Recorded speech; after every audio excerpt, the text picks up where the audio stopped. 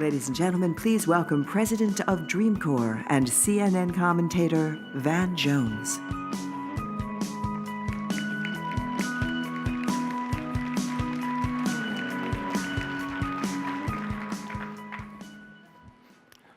Hello. So you guys look happy, but a little scared. That was my observation watching you guys. I love conferences like this, and I know you do too. You sit here, you get a lot of inspiration, you get a lot of information, but the reality is, next week you're going to be back in the saddle. You're going to be dealing with a lot of folks who weren't here, and you're going to be trying to figure out how to make the change stick. So this next panel that's going to come out is going to help you with that, because we're really facing a double-barreled challenge.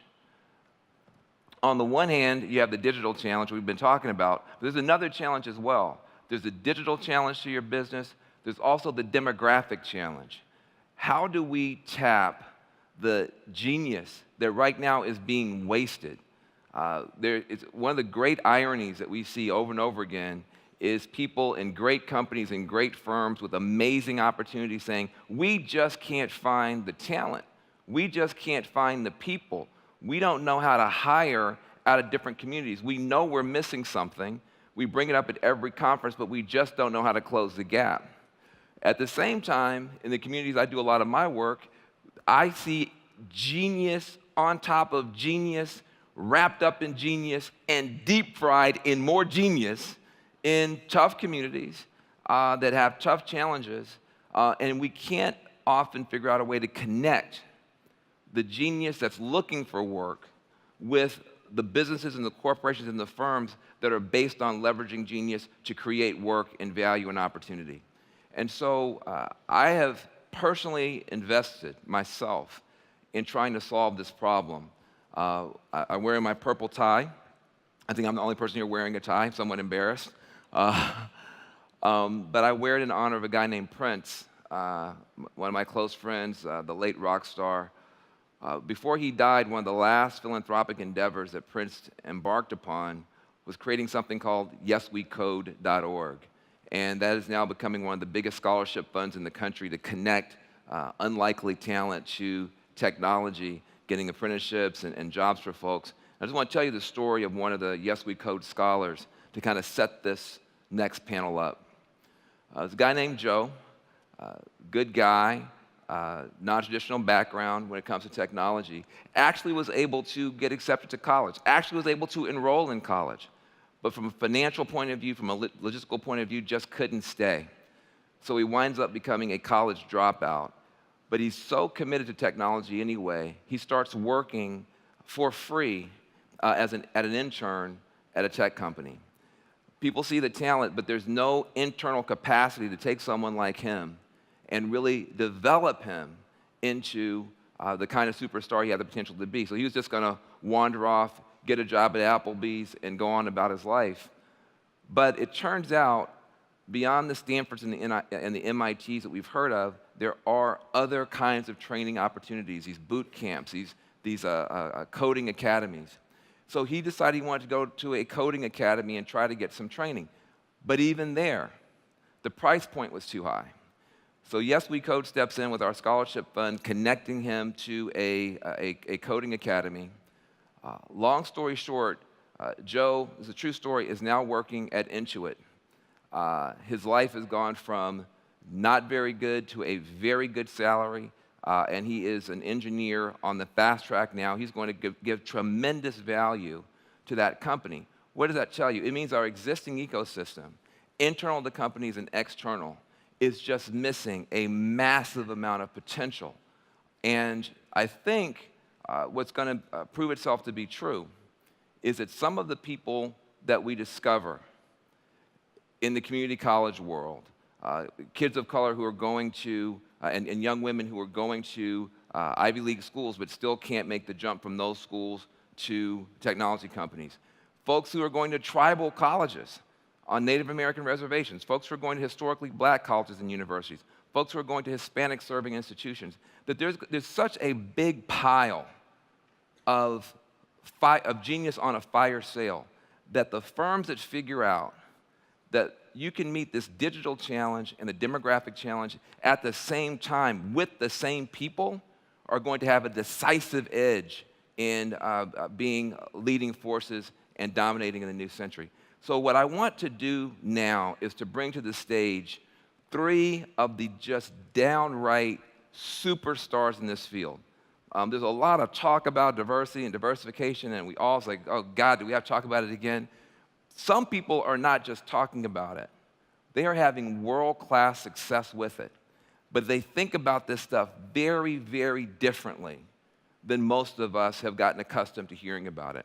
So we're going to bring them out. I want you to welcome to the stage our panelists. The director for Europe, Dwight Powery, is in the house. The director for student programs at Code 2040, Chris Simamore, is in the house. And we also have the founder and president from Build On, Jim Zalkowski, is in the house. So give him a round of applause. Great, great, great.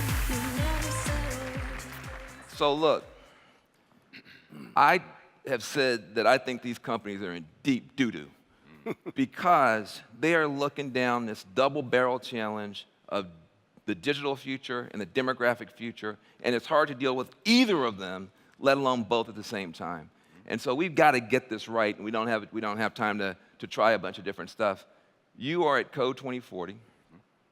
You are arguably Code 2040, the premier organization taking this challenge on. You've been connecting really promising students of color from some of the top schools to technology firms, trying to get kids of color from Stanford to the Googles of the world. And you say that there actually is no pipeline problem. This strikes me as just completely wrong. You have to be wrong because every conversation we have about this is how do we improve the pipeline? How do we get kids from kindergarten job ready? Why do you say there's no pipeline problem? Yeah, thank you. I will say that looking at it through the lens of a pipeline problem is insufficient. So 20% of computer science graduates are Black or Latinx, and only 4 to 5% of those working in technology, particularly in technical capacities, are Black or Latinx. When you say Latinx, like Malcolm X? Nah, it's a great question. So at Code 2040, we really try to create an inclusive environment. So I'm using the gender-neutral alternative to Latino or Latina. Okay, I'm sorry. Yeah. And so you just said a number that I must have misheard. You said that 20% of the people who right now today are getting computer science degrees are Black and or Latino, Latinx. Well, I've never heard that before. 20%? Well, then why don't we have 20% of the people at these companies being Black and Latino? Yeah, so I would say that companies that we have worked with, the patterns that we have observed, are doing things in a way that no longer meets the reality in front of them. So I'll give you a quick data point. At Code 2040, we have a 2-person recruitment team. That small team alone generates 2,000 applicants to our Code 2040 Fellows program. These are all Black and Latinx technologists. These folks then go on to be hired by the premier companies in Silicon Valley. Now, we're not just talking the Slacks and the Mediums of the world, but we're also talking about PwC and Goldman Sachs, right, who's going to be a partner this coming year. I will also say that one of the things that I would want all of you to think about is we are finding talent everywhere. And many of our company partners have traditionally only looked in very small places. So yes, you're going to find great talent at Stanford, but you're also going to find fantastic talent at Cal State Long Beach or Cal State Monterey Bay or Pomona. These places generate fellows who are hired by the companies that pay to be a part of our program. So look, give me 2 dumb things that smart companies are doing. Because I mean, if you're correct, and I hope that you're wrong, but if you're correct, you're saying that right now, without us doing a single thing different, 20% of people getting these degrees are at least computer science literate and ready, and we're underperforming it down at 1%, 2%, 3%. So give me 2 dumb things that somebody's doing right now they could stop doing and do a better job. Yeah, absolutely. I would say... Or 2 smart things they could start doing. 2 smart things you can do. I would say, A, get rid of social and cultural proxies for talent assessment. So I understand that hiring is hard. There's a lot of time pressure, and so you're looking for shortcuts. But when you use things like GPA, university attended, or one of my least favorite, do I feel like I could have a beer with this person? You're actually constraining your talent pool at the outset needlessly, right? Because as I've mentioned before, we're finding talent everywhere. So I would say number one, get rid of those proxies and actually do the hard work of assessing the talent. Think about what you need in the role and see what you need to measure to see if that person can perform.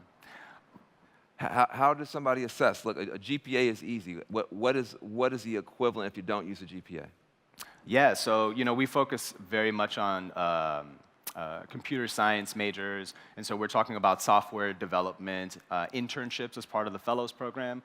And so one of the things that we've coached our companies around is to do away with something like the whiteboard exercise and actually ask students to demonstrate what they can do with their code. When students are asked to do that, what they perform and what they generate is oftentimes much, much more effective for the hiring manager to assess if that person is going to hopefully have success in the role. So I want to now turn to you. Year Up is just unreal in terms of what you guys have been able to do. You guys go into some of the toughest communities. You aren't even dealing with the folks at the MIT, Stanford, or Cal State level. You're dealing with folks who have GEDs. Right. You're dealing with folks who are aspiring to go to community college. Right. And yet somehow you're able to turn lives around and get these amazing success stories. Tell folks a little bit about Year Up, and then tell me how it is that you are training folks and finding folks to perform at this level from that starting point. Absolutely. So Year Up is a national workforce development organization that we help recruit first, then train, and then place them with in internships at 250 companies, with GE being one of them. And we work with lower income youth. So one of the advantages that we have is we pull together both soft skills, professional skills, as well as technical skills curriculum for the students coming in. Most of these students come from very low expectations, and in the household, their community, or their schools. But we work and we pull together high expectations, high support for the students as they go through the program. It's a year-long program. Within the 6 months, it's technical training on a specific number of tracks that we can go into later, as well as professional skills. So how to communicate, how to deal with people, how to work together in teams. And one of the things that we do well with the students is there's a contract. So while we have high expectations on them, there's a contract that the students come in and sign to make sure that they're successful through the program. And then after the 6 months, they get placed in these internships, which they never knew that they could be involved in. And internships, GE has 30 interns now, and they've hired 70 of these students. But across the country, there's 4,100 students that we're going to serve this year. 4,100. When we started 17 years ago, it was 22 students. Now we're in 22 cities versus 1 city. So we're all across the US. And what we're finding companies are looking at is they're looking at the skill level, not the school. They're looking at the competency of what they can bring in to the organization. And there's what we call lower level or medium skill jobs that our students can perform. They perform well because they're very resilient at what they want to do. And So, look, all that stuff is great. These guys got to make money. So, what are you training? What kind of training tracks? I mean, because I'm going to tell you right now, if you just think about the neighborhoods you're working in, it's hard for me to imagine what can they do. The guy was talking about it's hard to imagine the jobs that are not coming or the jobs that could be coming, and we need better imagination. I think we need a better imagination for people right now. What are you training these young people to do? Absolutely. So there's 5 technical tracks: business operations, finance operations, IT or DT. Then there's cybersecurity and data analytics. So one of the students that used to be at Year Up, they're now at Facebook, and they're on the VIP operations team, working for Mark Zuckerberg. So there's other students that I met down in LA, had to go through like a gang area. And the reason why they're at Year Up is because their brother told them about it, and now they're working at Sony. We're also partnering with other organizations to create data analytic tracks. And so our goal is to make sure that we meet the needs of the corporations. So we work together on building together that curriculum. And then in that 6-month internship, gives you a time to evaluate whether or not it's a right fit for both the student and yourself. So you have I guess, a try before you buy. So you can kind of line up both the skill sets and what they bring. You know, speaking of try before you buy, Jim, you have identified a particular area of leadership development for the people who are already at the company, because Velcro takes two sides to stick. That's right. So you got to have the young people, the new people, the non-traditional talent willing to come, but you also have to have people at the companies willing to receive and passionate about it, excited about it, and competent at it. However, your tactics for creating the sticky side on the company side are unorthodox in the extreme. I hope you have thought through all the possible challenges of doing this at scale, but could you please explain to people what you do to folks to get them ready? Yeah, well, let me take a step back and explain what our programs are all about, Yes. and then how GE folks for 26 years have been contributing into them. So we run intensive service learning programs in some of the most challenged urban high schools in the United States, bar none. We are at ground zero for the dropout crisis in America right now, working with youth, empowering them to change those statistics. So we empower kids through service learning. They look into their communities, they analyze, they look at the issues, they decide how they want to make change, right? Then they go and do it through service. And so over the last 26 years, we have mobilized more than 1,000 kids to contribute over 2 million hours of service and touch the lives of 1 million people living below the U.S. poverty line in their own neighborhoods. These same kids have gone overseas and helped us build 1,200 schools in some of the economically poorest countries on the planet. We're in Burkina Faso, Mali, Malawi, Senegal, Haiti, Nicaragua, Nepal, and it has transformed everything. More than 1 million children, parents, and grandparents have attended these schools.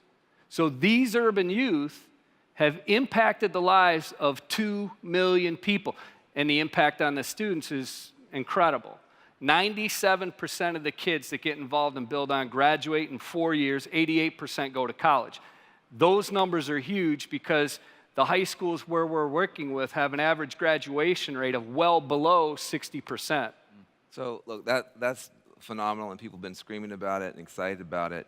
And you know, you're capturing genius out of this stream. That's really sometimes it's literally a school to prison pipeline where we're just taking genius and sticking it in prison. You're diverting that stream, and that's great. But we also know that sometimes companies aren't ready, and even leaders don't get the joke. So what are you doing to help leaders receive and get excited and understand what the opportunity is? Because this is the crazy part. If you thought the first part was crazy, this is even crazier. So we're in the South Bronx, we're in East New York, we're on the south and west sides of Chicago, two of the most dangerous neighborhoods in the country.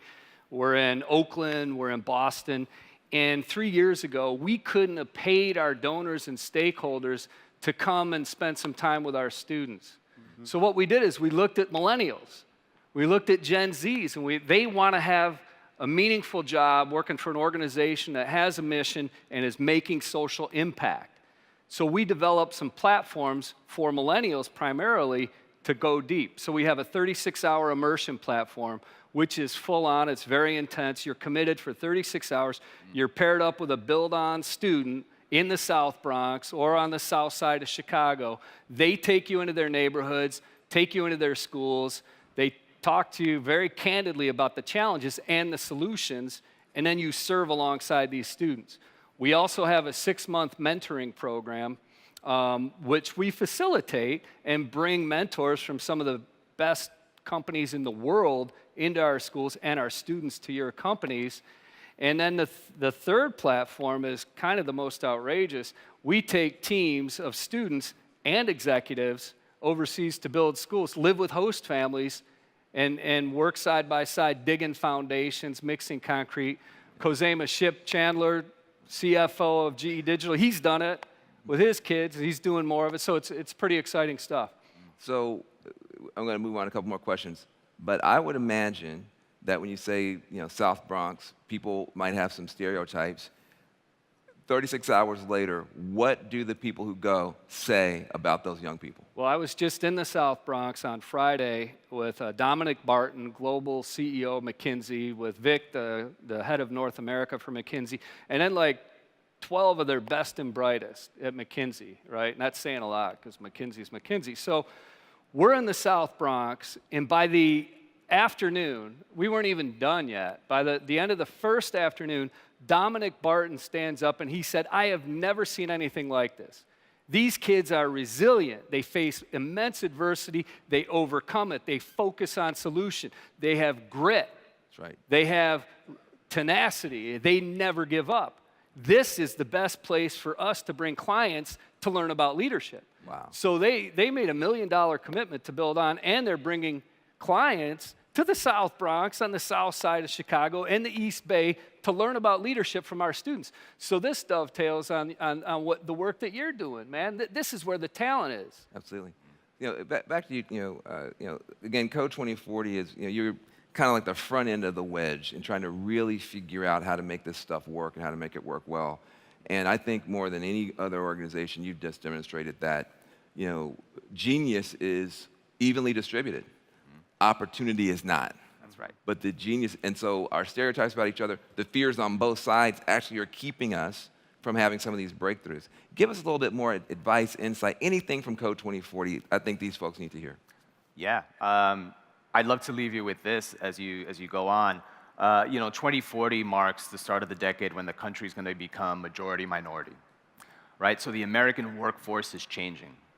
The people that will buy products and services are going to look different. And I say you want to be ahead of that curve. Like being able to recruit and retain diverse talent is not going to be a nice to have, it's going to be a key competitive advantage. And I suggest that you work with companies like us where you can sort of learn how to do that more effectively in a rubber meets the road kind of program, right? Because when you work with Code 2040, you're recruiting Black and Latinx talent as you're learning about how to do that more effectively. So I would say really take that home, like there's a huge business case for really thinking about this in an urgent kind of way. Similarly for you, I have been a huge fan. I've actually been jealous of you guys because I work at the Dream Corps here in Oakland, and we try to identify good talent. But you guys are the best in class at doing it. Everybody knows it, and you're doing it at such a massive scale. What do you wish that the companies who aren't participating yet understood about the opportunity side for them? Yeah, I think the opportunity is immense. Because I think when you look at talent, we focused on particular talents, right? We focus on those with bachelor's or master's. But I think if you look at beyond that, it's almost like a talent pipeline disruption, like there's a technology disruption. You need to look beyond that and look at what types of jobs that are needed with lower level, mid-level skills versus bachelor skills.